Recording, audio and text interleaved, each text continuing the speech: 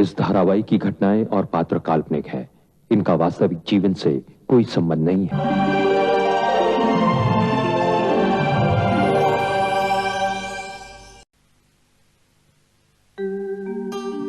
Sir नमस्ते। Sir क्या मैं अंदर आ सकता हूं? अरे आओ, हिम्मत आओ।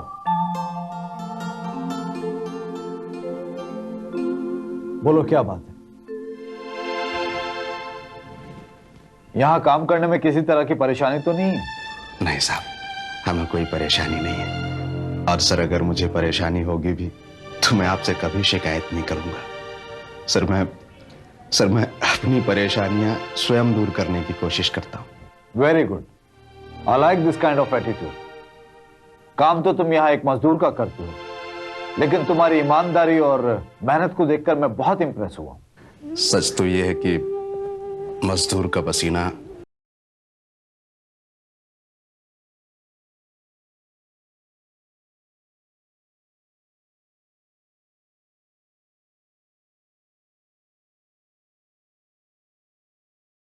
देती है।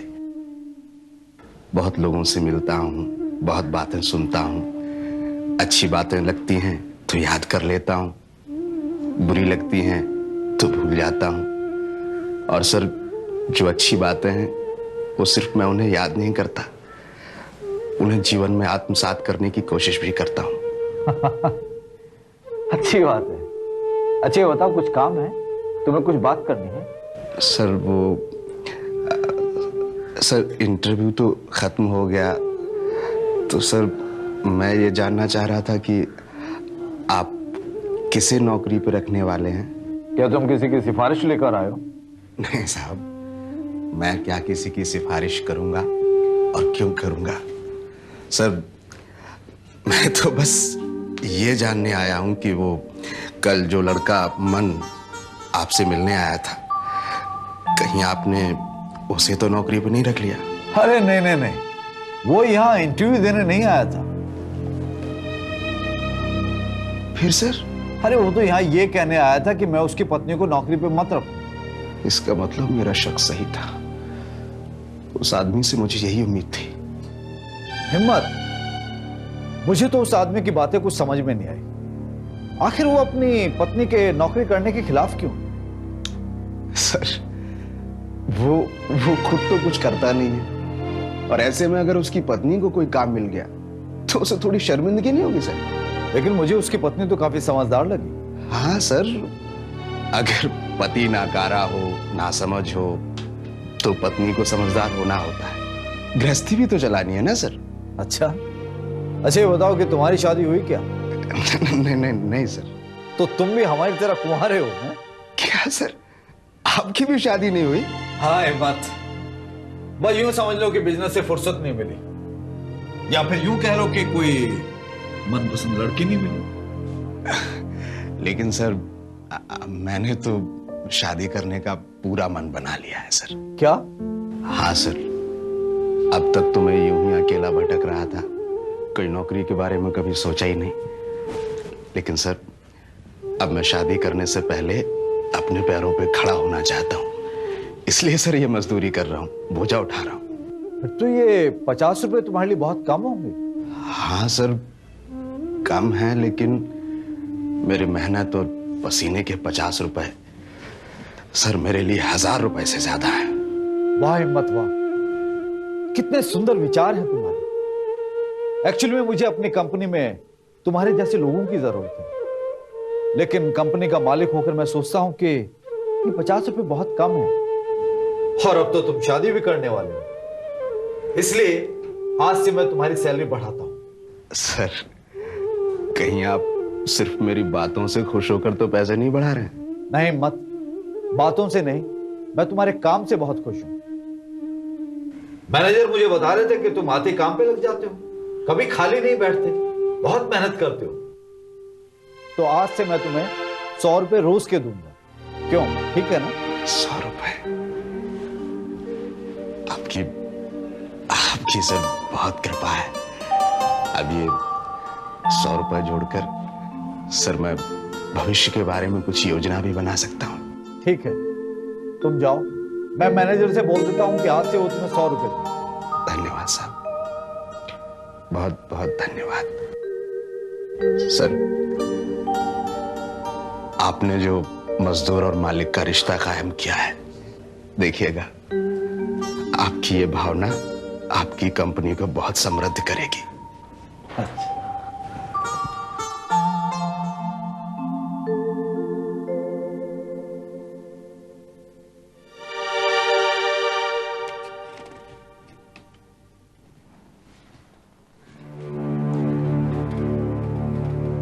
सर, हाँ बोलो हिम्मत। आप बहुत अच्छे हैं साहब, आप बहुत अच्छे हैं।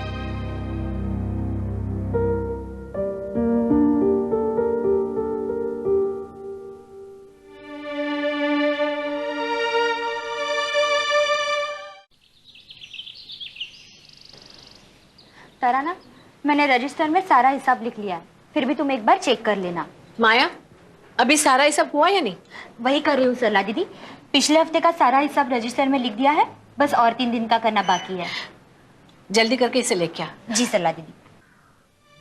ये कुंती अभी तक आई नहीं है क्या? नहीं सरला दीदी, वो तो सुबह से ही बाहर गई है। आपको तो बता कर गई होगी। हाँ, लेकिन अभी तक तो उसे आ जाना चाहिए था। सरला दीदी, कुंती आ गई।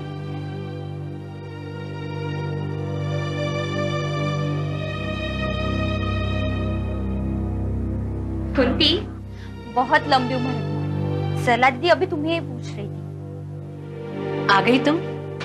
कैसा रहा इंटरव्यू? मैंने इंटरव्यू दिया ही नहीं। क्या?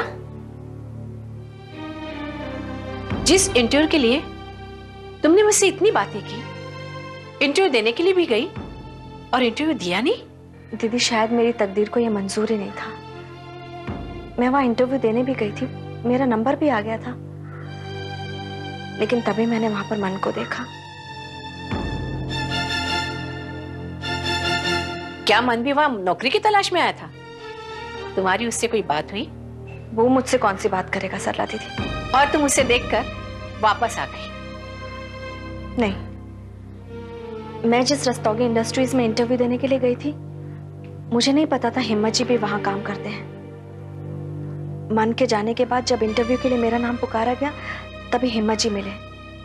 मैंने उनसे जानना चाहा कि मन वहां क्यों आया था, तो उन्होंने मुझे बताया कि कल पुष्पा भी वहां नौकरी के लिए इंटरव्यू देने आई थी। अच्छा, तो जहां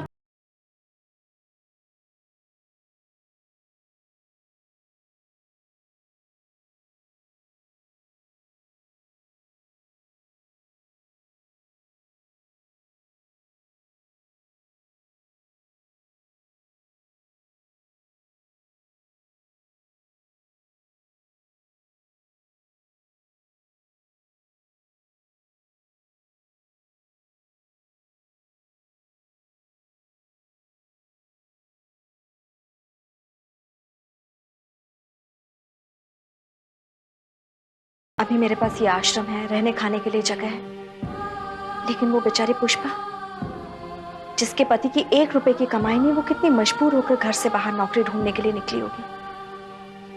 मैं तो भगवान से प्रार्थना करती हूँ ये नौकरी उससे मिल जाए। सचमुच कुंती, तुम कितनी महान हो। जिस इंसान ने तुम्हारा सुख चैन छीन कर तुम्हें बर्बाद कर दिया, आज भी तुम उसके लिए इतना सोचती हो। मन के किए का बदला मैं उसकी पत्नी से तो नहीं ले सकती हूँ ना दीदी। उस बेचारी का क्या दोष है? ऐसा तो सिर्फ तुम ही सोच सकती हो, वरना तुम्हारी जगह कोई और होता ना, तो मन से जुड़े हर इंसान के साथ ऐसा सलूक करती कि उसे नुकसान पहुंचे। सरला दीदी, जिस बेचारी पुष्पा को मन जैसे नाकारा पति को बर्दाश्त करना पड़ रहा है, उस बेचारे को नुकसान पहुंचाकर मुझे क्या मिलेगा? उस बेचारी पुष्पा का क्या दोष है? हाँ, उस बेचारी को तो यह भी नहीं मालूम कि उसका पति कितना घटिया और कितना बड़ा धोखेबाज है। भगवान न करे कभी इस बात के बारे में उसे पता चल पाए, वरना उस बेचारी की जिंदगी बिखर जाएगी और इसके जिम्मेदार मैं होंगी दीदी, सिर्फ मैं, कोई और नहीं। मन के किए की जिम्मेदार तू क्यों होगी? नाम तो मेरा ही आएगा ना सरला दीदी। वो नौकरी पाकर काम शुरू कर दे, मन जैसे पति के ऊपर आश्रित न है, इसलिए उसका अपने पैरों पर खड़ा होना बहुत जरूरी है। मन जैसे पति के सहारे रहकर तो उसका सांस लेना भी दूभर हो जाएगा।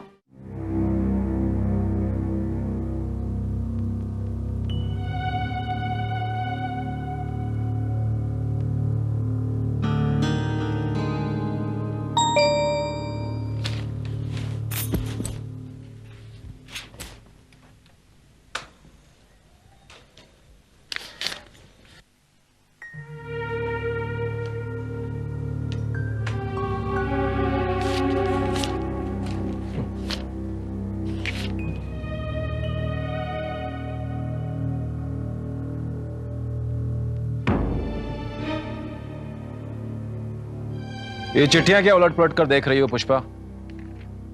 तुम्हें क्या लगता है इसमें तुम्हारा अपॉइंटमेंट लेटर आया होगा? क्यों नहीं आ सकता? कभी नहीं। ये जो तुम रोज डाक का इंतजार करती रहती हो ना, मेरी बात मानो, इंतजार छोड़ो और अपने घर के कामकाज में ध्यान लगाओ। जिसके लायक तुम हो, तुम्हें कोई नौकरी वोकरी नहीं मिलने वाली। मन, तुम तो चाहते ही हो कि मुझे ये नौकरी ना मिले, लेकिन तुम्हारे चाहने से कुछ भी नहीं होने वाला। मेरा इंटरव्यू बहुत अच्छा हुआ था और कंपनी के मालिक रस्तोगी जी मेरी बातों से बहुत इंप्रेस हुए थे। मुझे ये नौकरी मिल जाएगी, इसकी मुझे पूरी उम्मीद है। तो ठीक है, फिर उम्मीद लेकर बैठी रहो, लेकिन वो दिन कभी नहीं आएगा जब तुम्हारा अपॉइंटमेंट लेटर आएगा। चिट्ठियां मुझे दो। मुझे ठीक से देखने दो। और कितना देखोगे? तुम्हारे बार बार उलटने पलटने से वो अपॉइंटमेंट लेटर नहीं बन जाएगा। सब मेरे दोस्तों की चिट्ठियां होंगी। लाओ लाओ भी देखो, सब की सब मेरे दोस्तों की चिट्ठियां। तुम आराम से बैठकर अपने दोस्तों की चिट्ठियां पढ़ो। आज के लिए तुम्हें ये काम मिल गया ना। तुम अपना कामकाज संभालो। बढ़िया ही थी नौकरी करने वाली। हिंदुस्तान में हजारों औरतें बेकार बैठी हैं, इसका मतलब ये नहीं कि सबकी सबको नौकरी मिल जाएगी।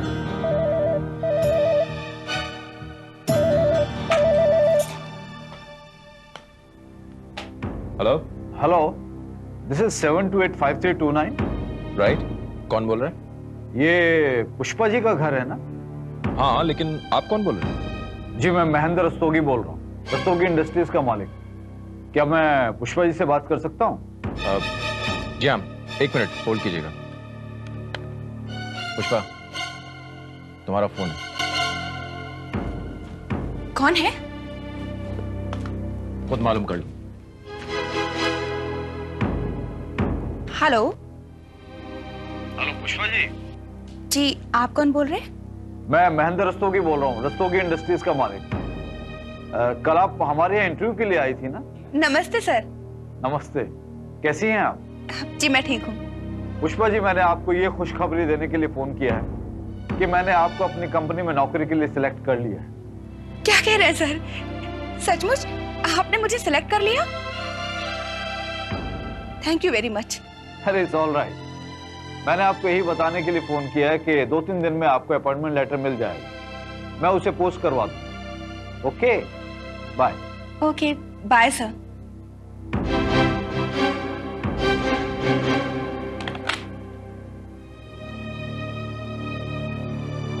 सुन लिया? मुझे यूं ही उम्मीद नहीं थी। अब 1-2 दिन के भीतर मेरा अपॉइंटमेंट लेटर भी आ जाएगा। भले ही तुम्हें अपॉइंटमेंट लेटर मिल जाए, लेकिन मैं तुम्हें यह नौकरी नहीं करने दूंगा। कान खोलकर सुन लो। क्यों मन? आखिर क्यों तुम मेरे नौकरी करने के खिलाफ हो? क्योंकि मैं बहुत अच्छी तरह से जानता हूं, तुम्हारी जैसी औरतों को अगर बाहर की दुनिया की हवा लग जाए तो उनसे घर का काम संभालना मुश्किल हो जाता है। तुम मुझे अपनी तरह समझते हो क्या? अब मैं तुम्हें किस तरह समझाऊं कि ये नौकरी हमारे लिए मजबूरी है? तुम अपने छोटे अहम के चक्कर में मुझ पे अपना कोई ऐसा फैसला थोपने की कोशिश मत करना। इसमें नुकसान सिर्फ तुम्हारा है, मेरा नहीं।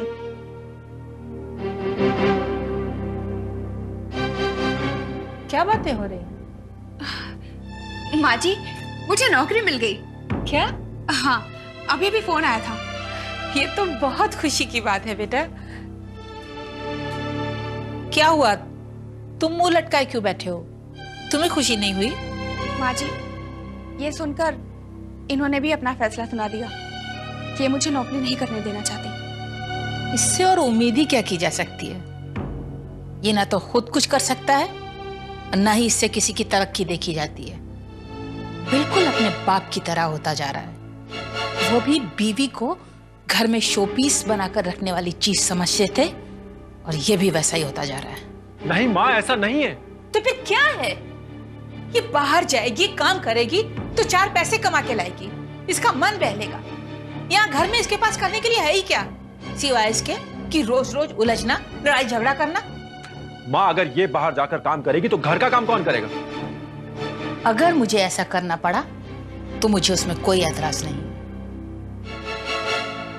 घर की खातिर घर की बहू अगर बाहर मेहनत करेगी और मैं घर का काम संभाल लूंगी तो इसमें कौन सी बड़ी बात हो जाएगी?